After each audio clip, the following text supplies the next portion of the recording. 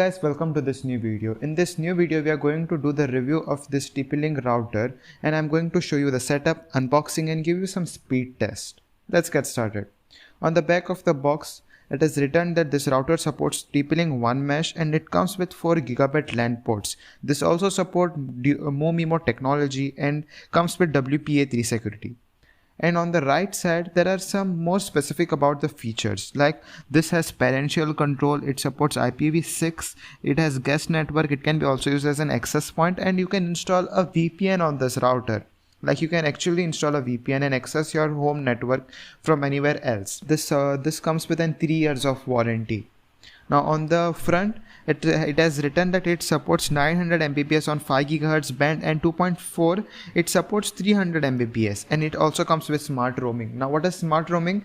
This router will literally send more signals on the side of your house where there are more devices. Let's talk about the box content. This comes with an power adapter and then with the router itself. Now you also get a Cat5e cable with this. Now let's use this cable to connect our router to our modem.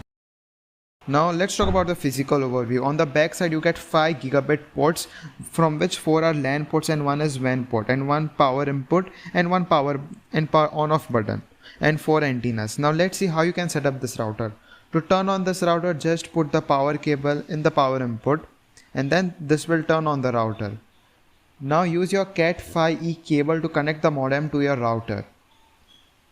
Now we have a fiber connection and we have this ISP's router which is not that good, so we are using this router. Now put the Cat5 cable in the LAN 2 or LAN 1 cable of your ISP's router.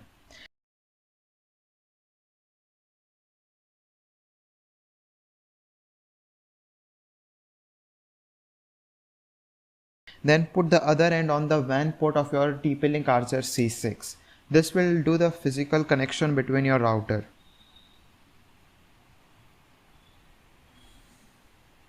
Now let's move to our laptop screen to see how you can set up this using your laptop or any computer. Even you can use your mobile phone, but we will use the laptop. Make sure you connect to your TP-Link router's Wi-Fi and then type this IP address. To get this IP address, just look at the back of your TP-Link router and then you will get a private IP. Type the private IP in your Chrome. Make sure you have connected to your TP-Link router C6 Wi-Fi. Then you will get a setup screen where you have to create a password. Make sure you create a strong password and don't forget about it. Let's select a time zone. Click on next button.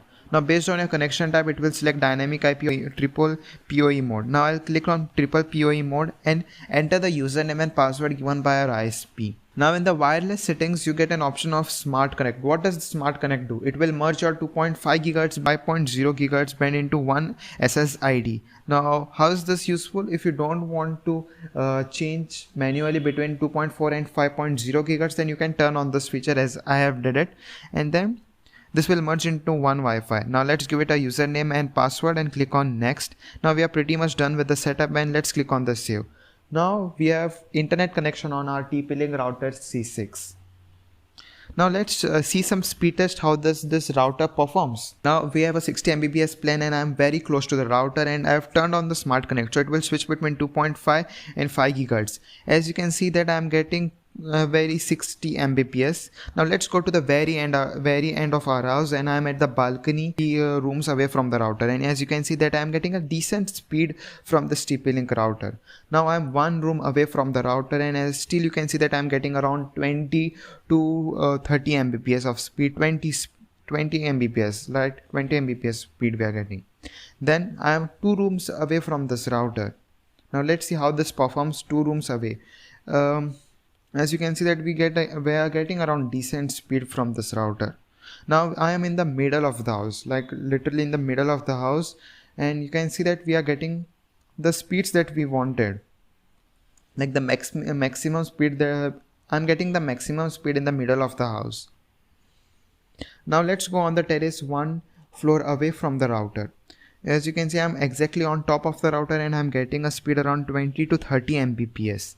Now on the terrace, I am at the corner of the terrace, like I am away from the router and on the top of the floor.